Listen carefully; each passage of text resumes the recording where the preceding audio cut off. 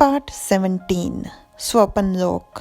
ध्यान लोक में वुशन की रिझाने वाली आवाजें चारों तरफ गूंज रही थी क्योंकि तेंची उससे बार बार छू रहा था। वुशन उठने की और तेंची को अपनी पूंछ से जकड़ने की कोशिश करता है पर वो कर नहीं पाता।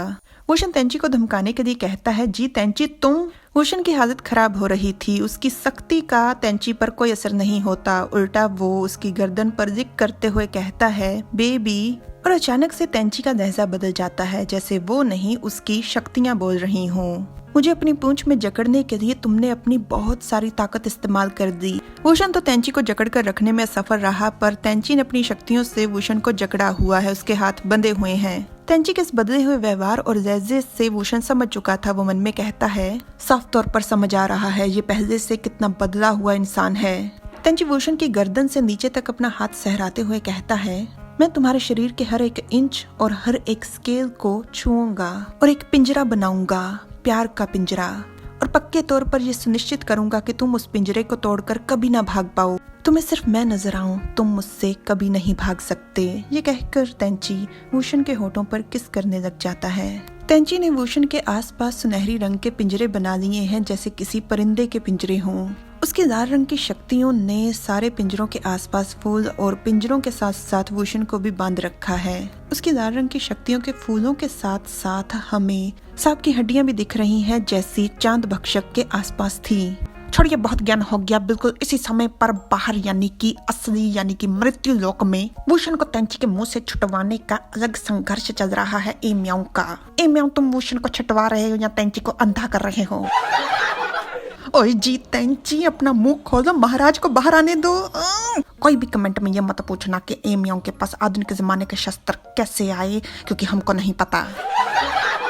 उसके हाथ पैर व्यर्थ हो रहे थे, इसलिए ए म्याऊ ने रेंच, स्टूल, मेज और फ्राइंग पैन तो मार मार कर तोड़ दिया। सबसे मारा, परंतु तेंची पर कोई असर नहीं होता। तो अंत में उसको निकालना पड़ता है सबसे बड़ा शस्त्र।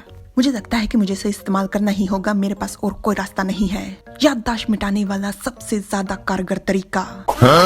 जी हाँ, यही है वो यंत्र जिससे याददाश्त मिटाई जाती है, जिसको हम लोग आजकल आम भाषा में ईंट कहते हैं।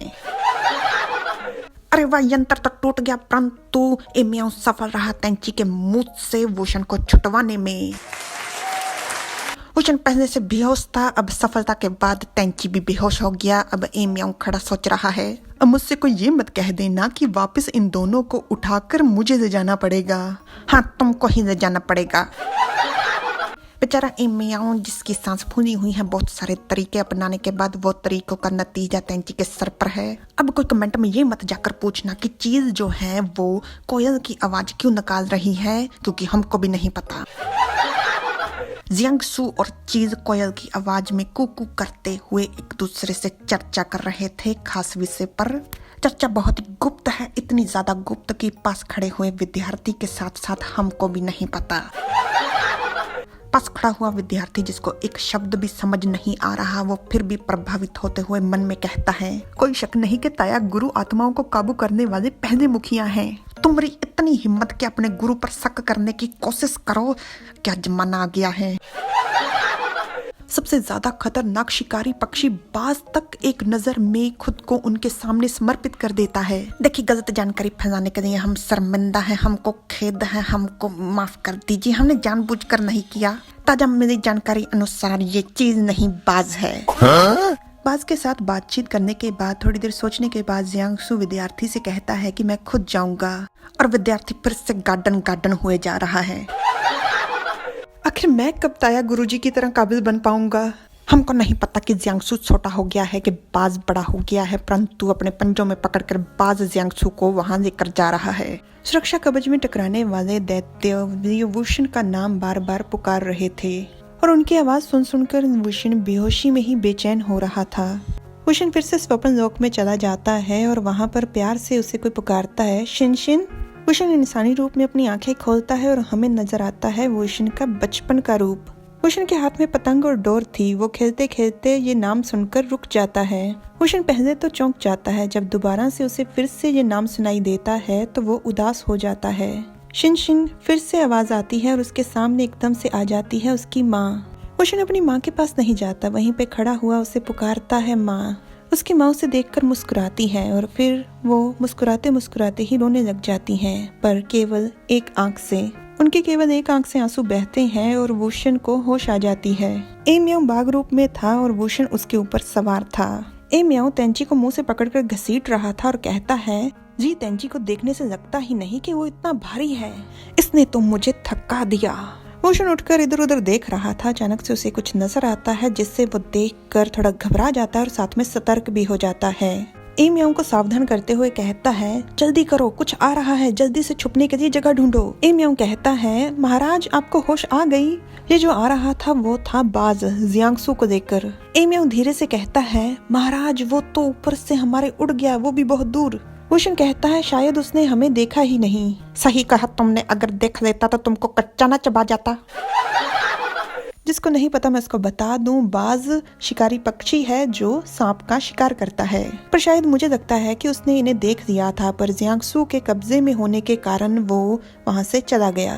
ए म्याऊ कहता है, महाराज अभी अभी आप बहुत ज्यादा खतरे में थे, अगर मैं ना होता तो आप पेट में होते, बाज के नहीं, जी तेंची के।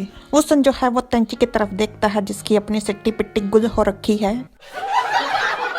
फिर वुशन देखता है ए म्याऊ की तरफ जो इनाम के लिए भीख मांग रहा है, आंखों में झूठे आंसू भरकर। वुशन कहता है, ठीक है फिर जाओ, जो अभी अभी हमारे ऊपर से चीज उड़कर गई है उसका पीछा करो।